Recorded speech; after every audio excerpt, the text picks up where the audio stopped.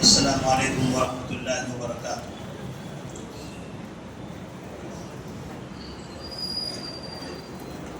بسم اللہ الرحمن الرحیم، الحمد للہ رب العالمین، والصلاة والسلام علی رسولہ الامین وعلی آلہ وصحبہ اجمعین ومن تبعهم بإحسان إلى يوم الدين، أما بعد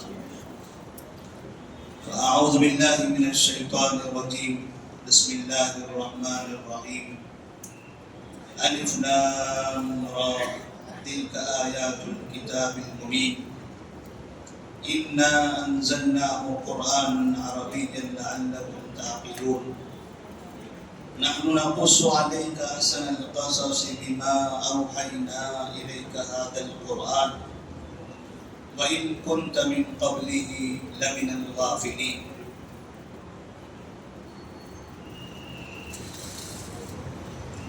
آج کا درس انشاءاللہ سورہ یوسف سے متعلق ہوگا۔ سورہ یوسف جو قرآن مجید کی ترتیب کے اعتبار سے 12ویں سورہ ہے۔ یعقوب علیہ السلام کے 12 بیٹے تھے اور سورہ یوسف کا قرآن مجید میں 12واں نمبر ہے۔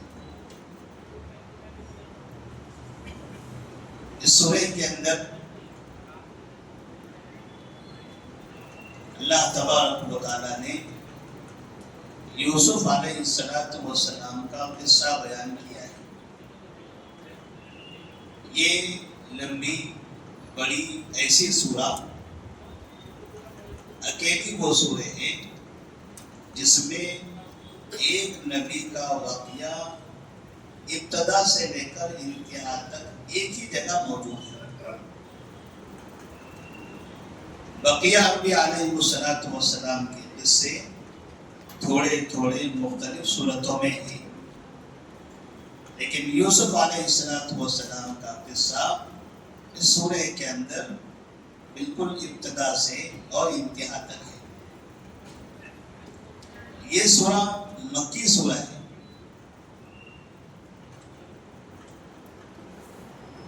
یوسف علیہ السلام نے ایک خواب دیکھا تھا۔ اس سورہ کے اندر ابتدا اس خواب سے ہوتی ہے اور انتہا خواب کی تعبیر پر ہوتی ہے۔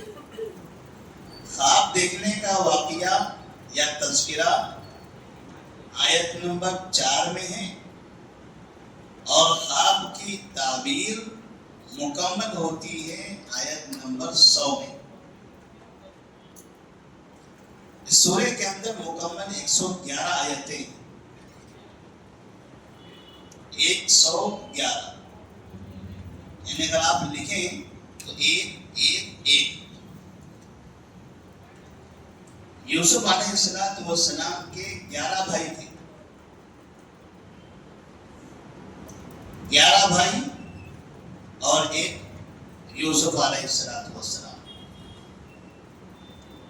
اس طرح سے اگر آپ لکھیں تو وہ 111 ہو جاتے ہیں۔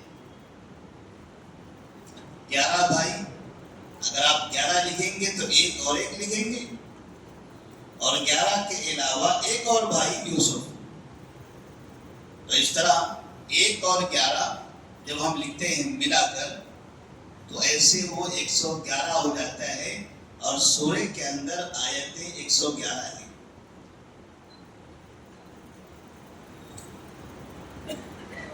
یہ یوسف علیہ السلام کے نام پر جو سورہ موجود ہے، اس میں یوسف علیہ السلام کے بچپن کا تذکرہ ہے، یہاں تک کہ بچپن کے بعد جو ان کی عمر میں زندگی میں مختلف واقعات پیش آئے، وہ پھر نبی بنائے جانے کی زندگی، اور اس کے بعد مصر کے حاکم بننے کی زندگی، عمومی طور پر قرآن مجید میں انبیاء کے بچپن کے واقعات نہیں ہیں. یوسف علیہ السلام کے بچپن کا واقعہ ہے. انبیاء علیہ السلام کے باپ اور بھائیوں کا اس کا ذکر نہیں ہے، صرف نبی کا ذکر اور ان کی قوموں کا ذکر. صالح علیہ السلام اور ان کی قوم. صالح علیہ السلام کے والد کون، بھائی کون، اس کا ذکر نہیں، ان کی قوم کا ذکر ہے. لوط علیہ السلام اور ان کی قوم. ابراہیم علیہ السلام اور ان کی قوم. ابراہیم علیہ السلام کے قصے میں ان کی بیویوں کا بھی ذکر ہے. نوح علیہ السلام کے قصے میں ان کے بیٹے کا بھی ذکر ہے. لوط علیہ السلام کے قصے میں ان کی بیوی کا ذکر ہے. لیکن یہاں یوسف علیہ السلام کے قصے میں ان کے والد کا اور ان کے باقی 11 بھائیوں کا بھی. اور اس گھرانے میں جو باتیں پیش آئی تھی ایسا بھی کسی کا ذکر نہیں جیسے یوسف علیہ السلام کے قصے میں. اللہ تبارک و تعالیٰ نے جب اس سورے کی ابتدا فرمائی تو اس میں یوسف علیہ السلام کے قصے کے بارے میں کہا نحن نقص علیک احسن القصص. اے محمد صلی اللہ علیہ وسلم، ہم آپ کو سب سے بہترین قصہ سناتے ہیں. احسن القصص، قصوں میں سب سے اچھا قصہ آپ کے سامنے ہم بیان کر رہے ہیں. اور اس طرح سے قصے کی ابتدا ہوتی. سب سے اچھا قصہ کیا ہے؟ اللہ نے کہا وَإِن كُنْتَ مِن قَبْلِهِ لَمِنَ الْغَافِلِينَ. نبی صلی اللہ علیہ وسلم سے کہا کہ اس قصے کے بارے میں آپ کو نہیں پتہ ہے، اب ہم قرآن مجید کے ذریعے آپ کو بتائیں گے. اس سے ایک بات یہ ثابت ہو گئی کہ نبی صلی اللہ علیہ وسلم اپنے سے پہلے، پیدا ہونے سے پہلے دنیا میں جو باتیں، جو واقعات پیش آئے تھے اس کے بارے میں نہیں جانتے تھے. جیسا کہ بعض لوگ دعویٰ کرتے ہیں، کہ نبی صلی اللہ علیہ وسلم پیدائش کے بعد قیامت تک کا علم رکھتے ہیں اور پیدائش سے پہلے آسمان و زمین کے بننے سے پہلے تک کا علم رکھتے ہیں، یعنی ادھر بھی اور ادھر بھی. تو نبی کے علم کو اللہ کے علم کے برابر بتانے کی کوشش کی جاتی ہے. دعویٰ نبی سے محبت کا ہوتا ہے اور محبت حد میں ہونی ہے. جب محبت حد سے بڑھ جاتی ہے تو وہ محبت فساد بن جاتی ہے. ہر چیز کی حد ہوتی. جیسے انسانوں میں بھی ہم دیکھتے ہیں بعض مرتبہ ایسے واقعات ہوتے ہیں، فلاں نے فلاں سے محبت کیا، تھوڑی سی نااتفاقی ہو گئی، محبت میں دونوں نے پھانسی لے لی. کیا ہے؟ تو دونوں محبت کرتے تھے. ایسی محبت نہیں. محبت میں فساد نہیں ہوتا ہے، اور جس محبت میں فساد ہو وہ حد سے آگے بڑھنا ہی وجہ ہوتی ہے. تو نبی صلی اللہ علیہ وسلم کی محبت میں حد سے آگے بڑھنے کی وجہ سے بہت سے مسلمان نبی کی گستاخی کرتے ہیں، نبی کی شان میں غلط باتیں پیش کرتے ہیں. اسی لیے نبی نے کہا تھا لا تطرونی کما اطرت النصارى عیسی ابن مریم، مجھے تم میرے مقام سے آگے مت بڑھاؤ جیسا لوگوں نے عیسیٰ علیہ السلام کو ان کے مقام سے آگے بڑھا دیا تھا، یعنی ان کو خدا بنا دیا، خدا کا بیٹا بنا دیا. تو ان کا جو مقام تھا وہاں رکھنا چاہیے تھا، لیکن ان کی قوموں نے ان کو خدا کا بیٹا تک بنا دیا. لیکن تم میرے ساتھ ایسا نہ کرنا، فإنما أنا عبد الله ورسول، میں اللہ کا بندہ اور اس کا رسول. تو قصہ شروع ہونے سے پہلے اللہ تبارک و تعالیٰ نے نبی کریم صلی اللہ علیہ وسلم کے بارے میں یہ بتا دیا. تو قصے سے پہلے نبی کو ایک خبر دی جا رہی ہے کہ ہم آپ کو بہترین قصہ سنا رہے ہیں. پھر اس کے بعد مکمل قصہ ہے، اور قصے کے بعد پھر نبی کے لیے پیغام ہے. اور اس میں نبی کریم صلی اللہ علیہ وسلم کو باقاعدہ مکی زندگی میں یہ پیغام دیا گیا کہ یوسف علیہ السلام کو دھوکہ کس نے دیا؟ بھائیوں نے، اپنوں نے نقصان پہنچایا. نتیجہ یہ ہوا کہ یوسف علیہ السلام اپنے شہر سے نکل گئے، ماں باپ سے جدا ہو گئے اور دوسرے شہر کی طرف منتقل ہو گئے.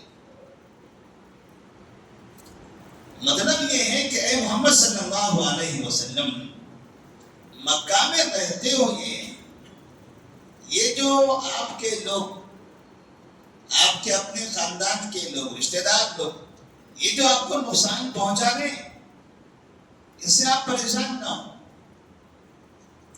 جیسے یوسف علیہ السلام کو ان کے اپنے لوگوں نے پریشان کیا اور بعد میں اللہ تعالیٰ نے ان کو کامیاب کر دیا، ایسے ہی آپ کو اپنے لوگ پریشان کریں گے، لیکن صبر کرو گے تو بعد میں وہی کامیابی آپ کے قدم چکے گی. اسی طرح سے اس سورہ کے اندر اللہ تبارک و تعالیٰ نے ہمیں ایک پیغام یہ بھی دیا ہے کہ دنیا میں بظاہر بہت سی چیزیں ہماری نظروں میں ہوتی ہیں، ہم اسے دیکھ کر نتیجہ کچھ اور نکالتے ہیں، لیکن اللہ تبارک و تعالیٰ اس کے پیچھے تدبیر کیا رکھتا ہے، اس کی مشیت کیا ہے، اس کا ارادہ کیا ہے، وہ ہمیں نہیں معلوم. جیسے اللہ تبارک و تعالیٰ نے سورہ بقرہ میں جو ذکر فرمایا تھا آدم علیہ السلام کو پیدا کرنے سے پہلے، وَإِذْ قَالَ رَبُّكَ لِلْمَلَائِكَةِ إِنِّي جَاعِلٌ فِي الْأَرْضِ خَلِيفَةً، میں، اللہ نے کہا فرشتوں سے کہ میں زمین پر ایک خلیفہ بنانا چاہتا ہوں جو زمین پر رہ کر میرے احکامات پر عمل کرتے ہوئے میرا نظام چلائے، میری عبادت، اور اس طرح سے زمین میں جو انسان ہو ان کی وہ رہنمائی کرے. تو فرشتوں نے کہا تھا قال اتجعل فيها من يفسد فيها ويسفك الدماء، کیا تم زمین میں ایسے شخص کو بنانا چاہتے ہو، پیدا کرنا چاہتے ہو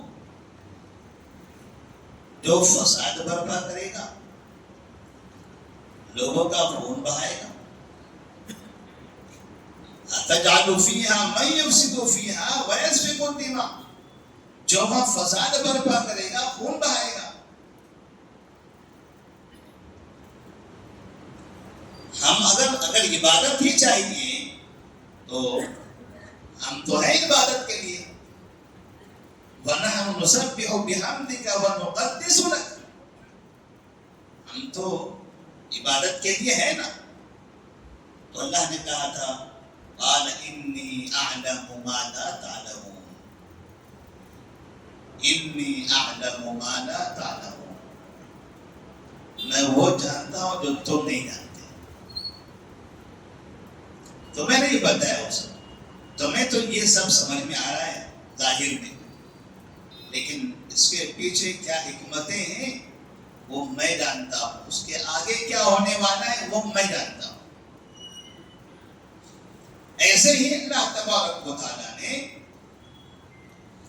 اس سورہ کے اندر ہمیں یہ پیغام دیا ہے کہ دنیا میں بظاہر بہت سی چیزیں ہمیں الگ دکھائی دیتی ہیں، لیکن نتیجہ اس کا کیا ہوگا وہ ہمیں نہیں معلوم۔ جیسے مثال کے طور پر یعقوب علیہ السلام اپنے بیٹے یوسف علیہ السلام سے محبت کرتے تھے۔ باپ کا بیٹے سے محبت کرنا اچھی بات ہے، بظاہر تو ایسا تھا، مگر نتیجہ کیا نکلا؟ نتیجہ یہ نکلا کہ بھائیوں نے حسد کیا اور انہیں کنویں میں پھینک دیا۔ یوسف علیہ السلام کا کنویں میں چلے جانا بظاہر تو یہ برا تھا، ایک بچے کے ساتھ اتنا برا ہوا، لیکن نتیجہ کیا ہوا؟ اللہ تبارک و تعالیٰ نے اس کنویں سے نکال کر مصر کے بادشاہ کے گھر میں بھیج دیا۔ کہاں وہ اندھیر کنواں اور کہاں وہ بادشاہ کا محل۔ اب اللہ تبارک و تعالیٰ نے جب یوسف علیہ السلام کو وہاں رکھا، پھر ان کی زندگی میں جو دوسرا موڑ آیا کہ یوسف علیہ السلام جیل گئے، اور کسی اچھے انسان کے لیے جیل چلا جانا یہ تو اچھی بات نہیں ہوتی۔ جیل تو مجرمین کے لیے ہوتی ہے، گنہگاروں کے لیے ہوتی ہے۔ بظاہر تو یہ خراب لگ رہا تھا، لیکن اس کا نتیجہ کیا نکلا کہ جیل سے نکلنے کے بعد اللہ تبارک و تعالیٰ نے انہیں مصر کا حاکم بنا دیا۔ زندگی میں جو واقعات پیش آتے ہیں، حادثے جو بدل بدل کر آتے ہیں، مصیبتیں اپنا چہرہ بدل بدل کے آتی ہیں، آدمی کو وہاں مایوس نہیں ہونا چاہیے۔ بچپن کا وہ حادثہ جو کنویں کی شکل میں تھا، پھر وہ حادثہ جو بازار میں خرید و فروخت کی شکل میں تھا، پھر وہ حادثہ جو مصر کے بادشاہ کے گھر میں اس کی بیوی کی طرف سے بری نیت کا مسئلہ تھا، پھر جیل میں جیل کی سلاخوں میں 9 سال کا عرصہ گزارنے کا مسئلہ تھا۔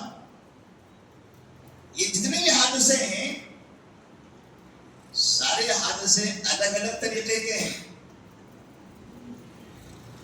لیکن یوسف علیہ السلام صبر کرتے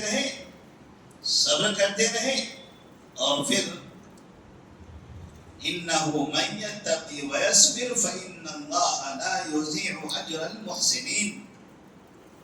یوسف علیہ السلام نے کہا تھا جو متقی بنے گا، اچھے اخلاق، اچھا کردار اپنا بنائے گا، اللہ کا شکر ادا کرتا رہے گا، صبر کرتا رہے گا، اللہ تبارک و تعالیٰ اسے ضائع نہیں کرے گا۔ تو اس طرح سے دنیا کے اندر بظاہر بعض چیزیں ہمیں خراب لگتی ہیں، لیکن اس کے پیچھے اللہ تبارک و تعالیٰ پھر کون سی چیز ظاہر کرتا ہے ہمیں پتہ نہیں چلتا۔ اور ایسے واقعات ہمارے زندگی میں بہت سے ہوتے ہیں، بہت سے ایسے حادثے ہوتے ہیں کہ حادثہ وہ برا دکھائی دیتا ہے، لیکن اس کے بعد ہمارے لیے خوشحالی اور اچھی زندگی ہوتی ہے۔ اسی طرح اس سورہ کے اندر یوسف علیہ السلام کی قمیص کا 3 مرتبہ ذکر ہے۔ یوسف علیہ السلام کی قمیص 3 مرتبہ 3 الگ الگ قمیصیں ہیں۔ لیکن تعلق یوسف علیہ السلام سے ہے. پہلی وہ قمیص کہ جب یوسف علیہ السلام کے بھائیوں نے یوسف علیہ السلام کو کنویں میں پھینکتے ہوئے قمیص نکال لیا تھا. قمیص اتارا اور پھر کنویں کے اندر پھینکا اور وہ قمیص لے کر اپنے والد محترم کے پاس آئے. وَجَاءُوا عَلَىٰ قَمِيصِهِ بِدَمٍ كَذِبٍ وَجَاءُوا عَلَىٰ قَمِيصِهِ بِدَمٍ كَذِبٍ. اللہ فرماتے ہیں وہ قمیص لے کر آئے, اس میں جھوٹا خون لگایا ہوا تھا. انہوں نے خون لگا دیا کسی چیز کا, اور خون لگا کر کپڑے پر یعقوب علیہ السلام کے پاس آئے اور کہا یہ دیکھو یوسف علیہ السلام کا قمیص ہے, اس میں خون لگا ہوا ہے, کیا مسئلہ ہوگا اس کا؟ تو اللہ تبارک و تعالیٰ نے اس کا ذکر فرمایا ہے.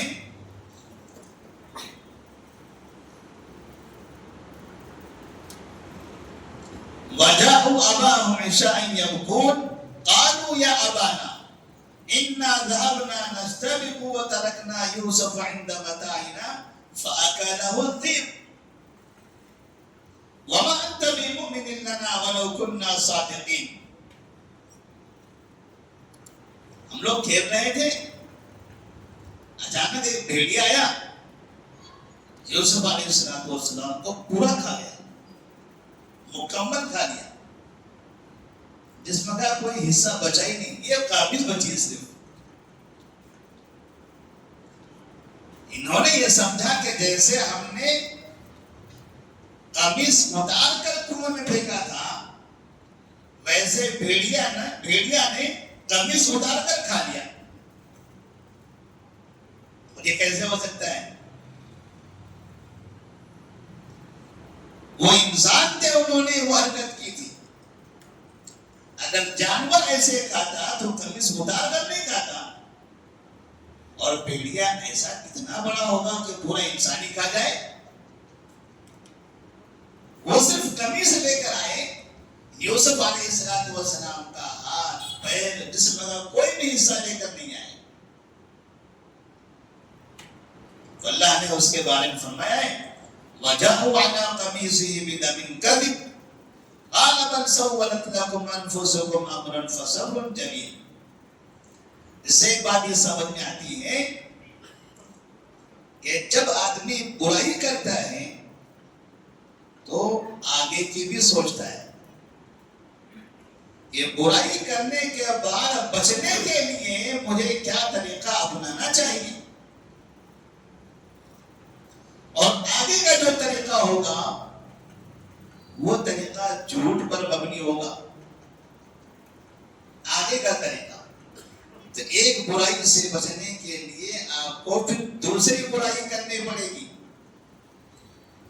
اور ایسا ہوتا ہے کہ آدمی نے جو برائی کی ہے اس میں تو نہیں پکڑا گیا, لیکن اس کے بعد جو دوسری برائی اس نے کیا یا جھوٹ بولا اسی میں پھنس گیا.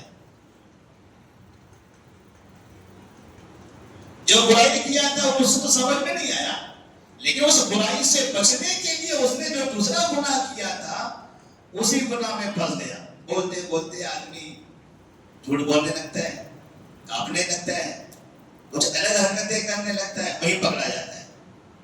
یعنی دوسری برائی کرتے ہوئے پکڑا جاتا ہے. یہاں انہوں نے یہ تو کہہ دیا کہ بھیڑیے نے کھا لیا, لیکن کپڑا تو لے کر آئے. یعقوب علیہ السلام نے دیکھا کپڑا تو صحیح سالم ہے, خون لگا ہوا ہے. سمجھ گئے. قال بل سولت لكم انفسكم فصبر جميل والله المستعان على ما تصفون. اللہ المستعان على ما تصفون. تم لوگ تو جھوٹ بول رہے ہو, جو کہہ رہے ہو اس کے بارے میں تو اللہ تبارک و تعالیٰ ہی بہتر جانتا ہے. ہم اللہ ہی سے مدد چاہیں گے, اللہ ہی ہماری مدد کرے گا.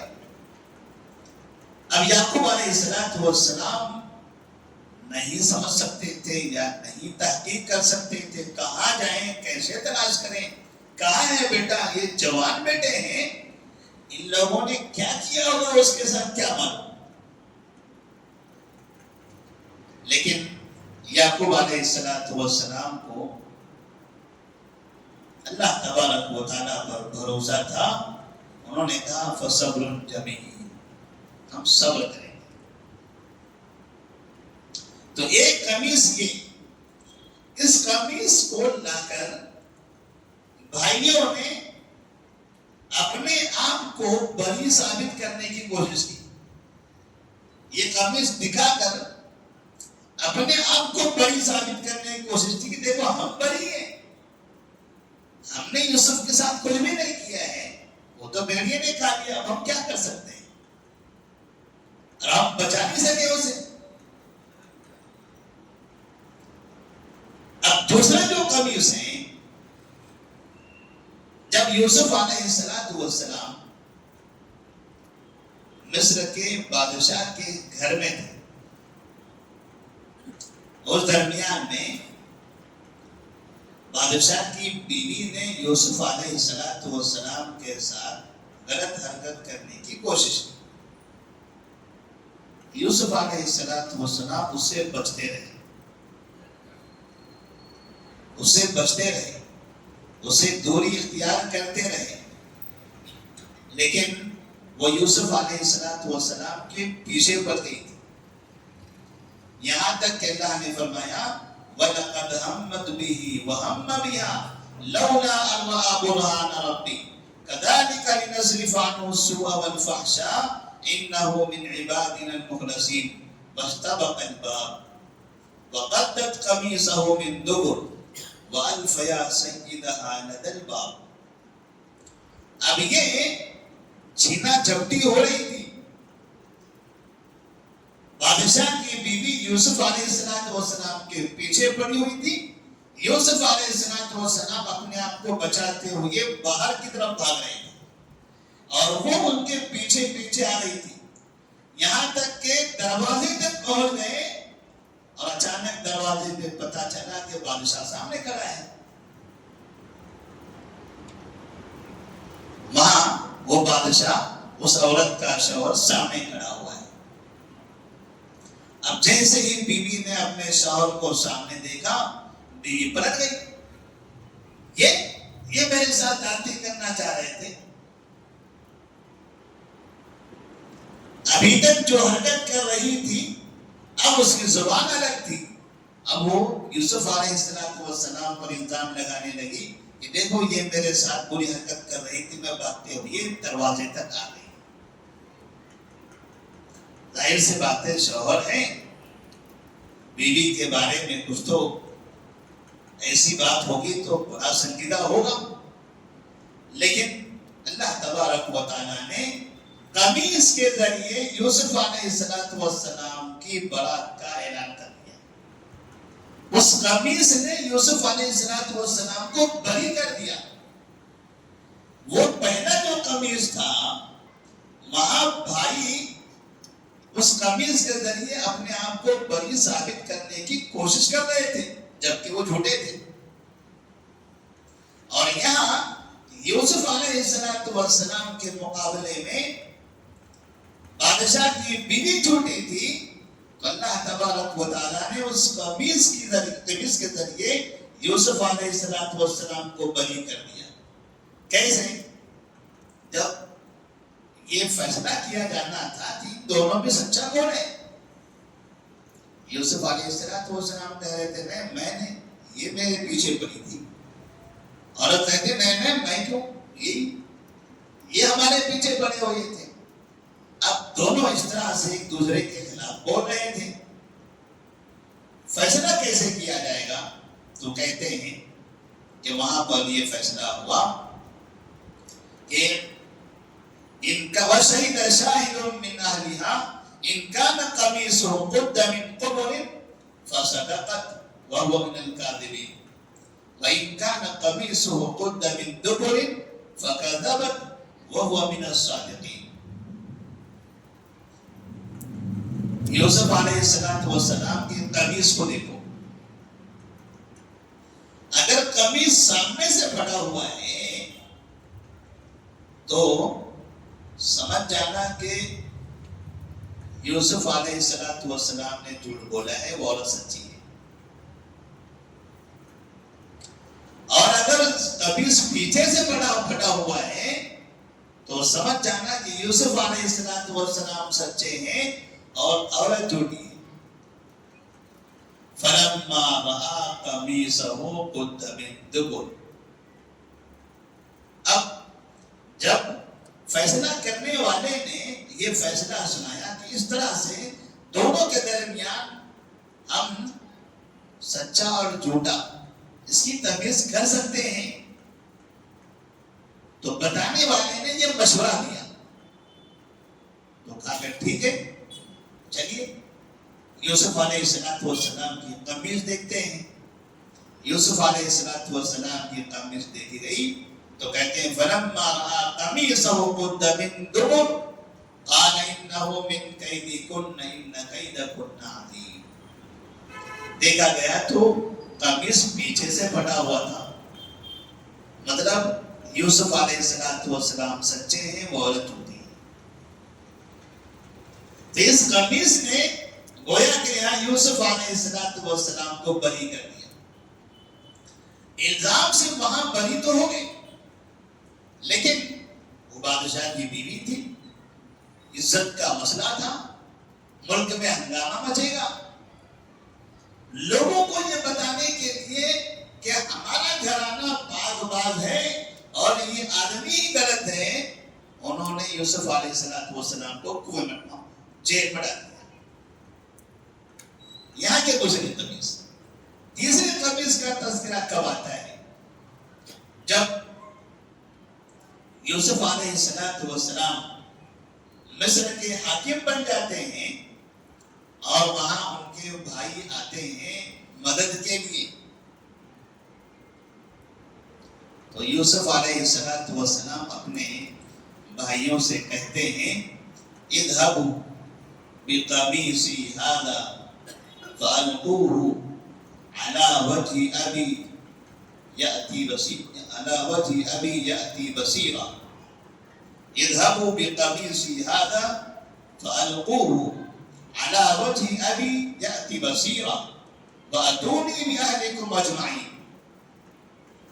جب راز کھل گیا اور یوسف علیہ السلام کے سامنے ان کے بھائی کھڑے تھے اور بھائیوں نے یوسف کو پہچان لیا، آپس میں تعارف ہو گیا، تب وہاں پر یوسف علیہ السلام نے کہا جاؤ، اب تو معلوم ہو گیا کہ میں آپ کا بھائی ہوں، اب میرے والد کو لے کر آؤ.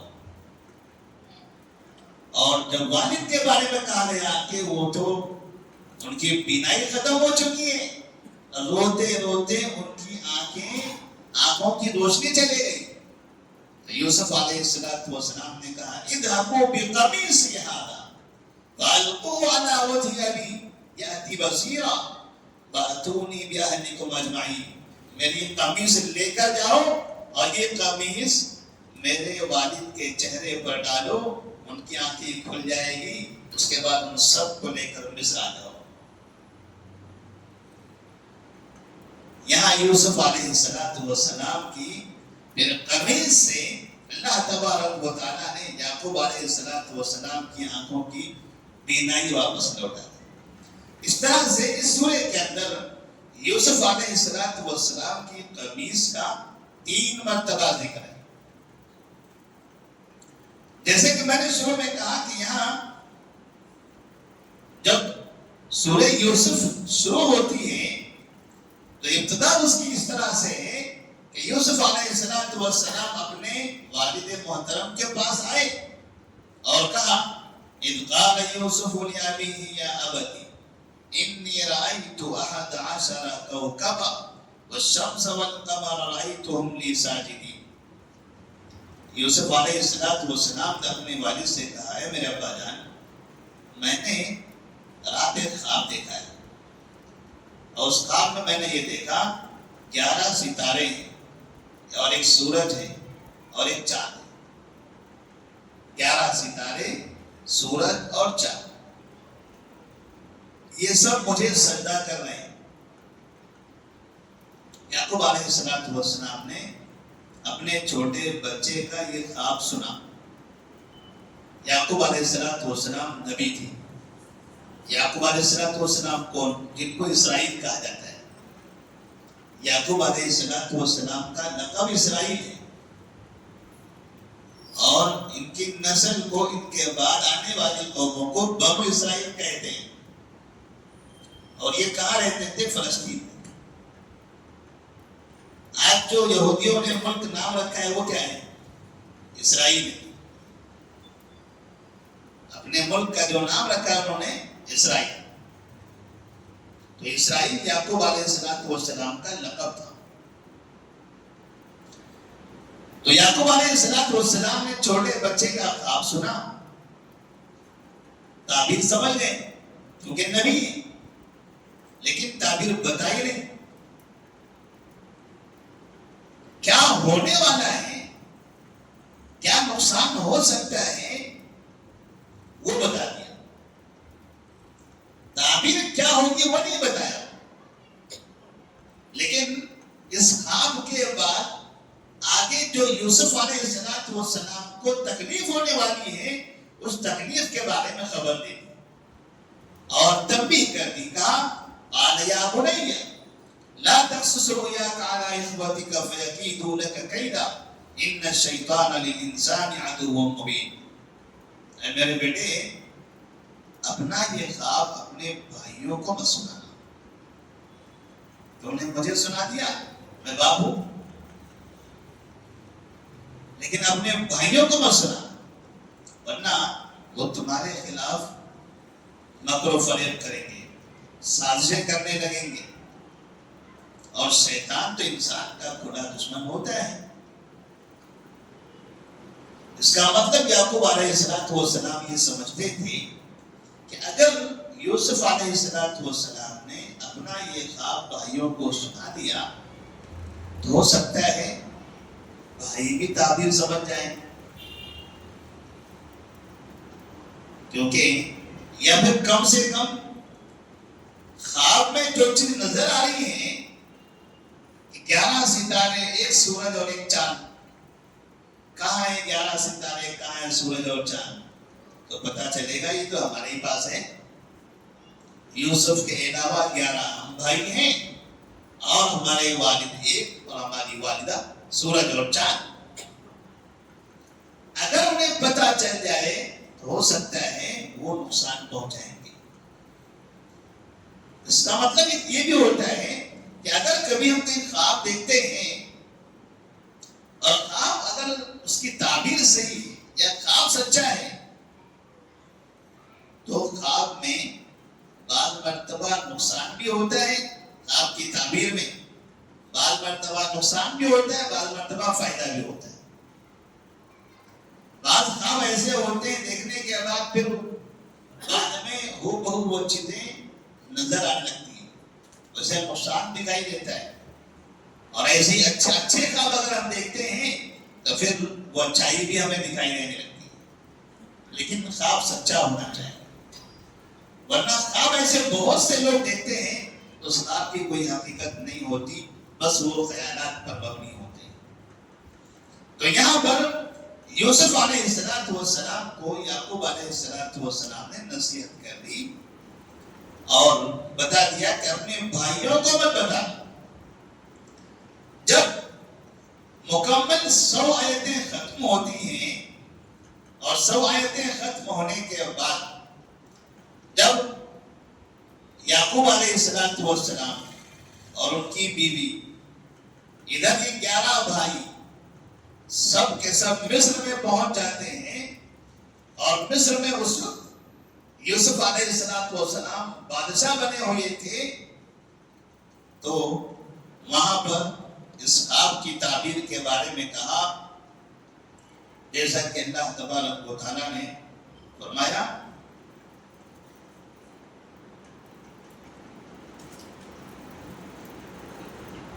قال یا ابت هذا تعبیر رؤیاي من قبل قد جعلها ربي حقا وقد احسن بي اذ اخرجني من السجن وجاء بكم من البدو من بعد ان نزغ الشيطان بيني وبين اخوتي ان ربي لطيف لما يشاء انه هو العليم الحكيم۔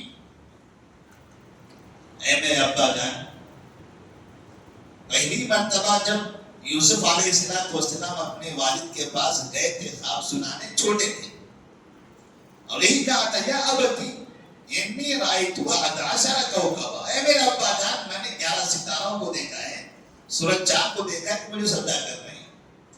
جب ان واقعات سے گزرتے چلے گئے، کنویں میں گئے، پھر مصر کے بازار میں گئے، پھر مصر کے بادشاہ کے گھر گئے، پھر جیل میں گئے، پھر بعد میں واپس مصر کے حاکم بن گئے، اور پھر انہوں نے اپنے گھر کے تمام لوگوں کو مصر بلا لیا، باتونی بیاہلکم اجمعین، پورے سب کو لے کر آؤ میرے پاس۔ تو بچے گئے اور پھر ماں باپ کو اپنے ساتھ لے کر آئے یوسف علیہ السلام کے پاس۔ تب یوسف علیہ السلام ایک شان تھی، اعلیٰ مقام تھا ان بھائیوں کے سامنے۔ تو اس جگہ پر یوسف علیہ السلام فرماتے ہیں قال یا ابتی هذا تعبیر رؤیاي من قبل، یہ اے میرا ابا جان، میں نے جو پہلے خواب دیکھا تھا اس کی یہ تعبیر ہے، اس کی یہ تعبیر ہے۔ خواب دیکھا تھا بچپن میں، اور خواب کی تعبیر آئی 40 سال کی عمر کے بعد۔ اتنا لمبا عرصہ گزرنے کے بعد اس خواب کی تعبیر وہاں صحیح ثابت ہوتی ہے۔ تو نبی تو اس طرح سے نبی کریم صلی اللہ علیہ وسلم کو اب یہاں یہ خبر دی جا رہی ہے کہ اگر مکہ والے آپ کو یہاں سے پریشان کرتے ہیں، یہاں سے آپ کو نکال دیتے ہیں، تکلیف دیتے ہیں، تو یاد رکھنا چند سال ہی گزر جائیں گے، بعد میں آپ پلٹ کر یہاں آئیں گے اور یہ لوگ آپ کے دربار میں حاضر ہوں گے، اور یہ اور وہ سارا علاقہ آپ کے ماتحت ہوگا۔ جیسے یوسف علیہ السلام حاکم بنے، پورا علاقہ ان کے ہاتھوں میں تھا، اور جس طرح سے ان کے بھائی اب ان کے سامنے عاجز کھڑے نظر آ رہے تھے، ایسے ہی اہل مکہ، کفار مکہ جو آپ کو پریشان کر رہے ہیں، ایک دن ایسا آئے گا کہ وہ سب آپ کے سامنے عاجز کھڑے رہیں گے۔ اور نبی کریم صلی اللہ علیہ وسلم جب مکہ فتح کر کے مکہ میں داخل ہوئے، کعبے کے دروازے پر تھے، اہل مکہ سامنے سر جھکائے کھڑے تھے، اہل مکہ سامنے سر جھکائے کھڑے تھے۔ نبی کریم صلی اللہ علیہ وسلم ان سے پوچھتے ہیں بتاؤ تمہیں کیا لگتا ہے کہ آج میں تمہارے ساتھ کیا کروں گا، آج تمہارا کیا حساب ہوگا؟ انہوں نے کہا انک اخ کریم وابن اخ کریم، آپ تو بڑے اچھے بھائی ہو، اچھے بھائی کے بیٹے ہو، آپ سے ہمیں اچھائی کی امید ہے۔ تو نبی نے کہا تھا اذهبوا فانتم الطلقاء لا تثریب علیکم اليوم، جاؤ تم سب آزاد ہو، تمہاری کوئی گرفت نہیں ہوگی۔ ایسے یوسف علیہ السلام کے سامنے جب سب بھائی پہنچ گئے تھے، تو یوسف علیہ السلام نے ان لوگوں سے، اپنے بھائیوں سے کہا تھا کہ قالوا اینک لانت یوسف قال انا یوسف وهذا اخی قد من اللہ علینا انه من یتقی ویصبر فان اللہ لا یضیع اجر المحسنین قالوا تاللہ لقد آثرک اللہ علینا وان كنا لخاطئین قال لا تثریب علیکم اليوم یغفر اللہ لکم وهو ارحم الراحمین۔ جب کہا جانتے ہو میں کون ہوں؟ بھائیوں نے کہا ہاں آپ تو یوسف ہے، ہم پہچان گئے۔ ہاں میں یوسف ہوں، اور یہ میرے ساتھ میرا بھائی ہے بنیامین، جو ایک بھائی کو روک کے رکھا تھا۔ تفصیلی واقعات ہیں، میں نے اس کا تذکرہ نہیں کیا ہے، بس ایک درس جو اسے ملتا ہے وہ ہم بیان کر رہے ہیں۔ یہ میرا بھائی ہے، اور یاد رکھو انہ من یتقی ویصبر فإن اللہ لا یضیع اجر المحسنین۔ جو نیک بنتا ہے، صبر کرتا ہے مصیبت پر، وہ کامیاب ہوتا ہی اللہ تبارک و تعالیٰ اسے ضائع نہیں کرتا۔ اب بھائی کہنے لگے قالوا تاللہ لقد آثرک اللہ علینا وإن كنا لخاطئین، غلطی ہو گئی ہم سے، قسم اللہ کی ہم سے غلطی ہو گئی، ہم نے غلط کام کیا ہے، آپ کے ساتھ برا برتاؤ کیا۔ قال لا تثریب علیکم اليوم، لا تثریب علیکم اليوم، آج چھوڑو، تم نے جو کئی سال پہلے غلط کیا تھا، اب یہ اس کے حساب کا دن نہیں ہے، وہ باتیں نکالنے کا دن نہیں ہے کہ تم نے کیا کیا تھا میں اس کا ذکر کروں، آپ کو تکلیف دوں، سزائیں دوں، نہیں۔ یغفر اللہ لکم وہو ارحم الراحمین۔ یوسف علیہ السلام نے اپنے بھائیوں کو دعا دی، اللہ آپ کو معاف کرے گا، وہ ارحم الراحمین ہے۔ ایسے ہی نبی صلی اللہ علیہ وسلم نے فتح مکہ کے سامنے کفار مکہ تھے، آپ نے ان کی 13 سالہ زندگی میں، مکہ کی زندگی میں جو جو کارنامے تھے وہ نہیں گنائے کہ تم نے فنا کیا تھا، تم نے فنا اس طرح حرکتیں کی تھی، تم نے یہ مجھ سے کہا تھا، تم نے میرے خاندان کو ایسی تکلیف دی تھی، تم نے نہیں، کوئی فہرست نہیں نکالی گئی، سب مٹا دیا گیا، کچھ نہیں، سب بھول جاؤ، اب یہاں سے نئی زندگی بناؤ، یہاں سے نیک بنو۔ تم نے جو پرانے زمانے میں برا کام کیا ہے، اگر آج اس سے دور ہو جاتے ہو، یہاں سے اچھی زندگی گزارتے ہو، تب ایسی صورت میں اللہ تبارک و تعالیٰ آپ کے ان گناہوں کو معاف بھی کرے گا، اور آگے کی زندگی کامیاب کر کے اللہ آپ کو جنت بھی عطا کرے گا۔ اس میں ہمیں بھی سبق ہے، جیسا کہ بعض علماء نے کہا ہے کہ جو زندگی باقی ہے، اصلح ما بقی من عمرک، اصلح ما بقی من عمرک یغفر لک ما قد مضی ولا تفسد فیما بقی فتؤخذ فیما قد مضی۔ جو عمر باقی ہے اس میں اچھائی کر لو، جتنی عمر باقی ہے وہ اچھی گزار لو، یغفر لک ما قد مضی، پچھلا سب معاف کر دیا جائے گا۔ جتنی عمر باقی ہے اسے اچھا گزارو، پچھلا معاف کر دیا جائے گا۔ وَلَا تُفْسِدْ فِي مَا بَقِيَ فَتُؤْخَذْ فِي مَا قَدْ مَضَى، اور یہ باقی عمر برباد مت کرو، ورنہ اس کا تو حساب ہوگا ہی، پچھلا بھی حساب ہوگا۔ یہ سبق ملتا ہے ہم کو یوسف علیہ السلام نے جو اپنے بھائیوں کو پیغام دیا تھا اس سے۔